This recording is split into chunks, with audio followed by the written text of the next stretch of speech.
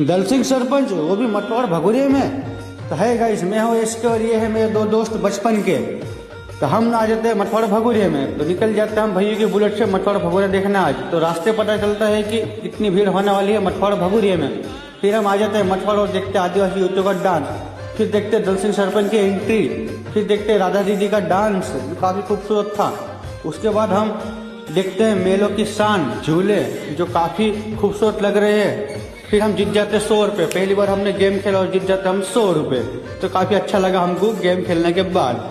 फिर हमारे सरपंच साहब का डांस देख लो आप, जो इलाके के फेमस डांसर है।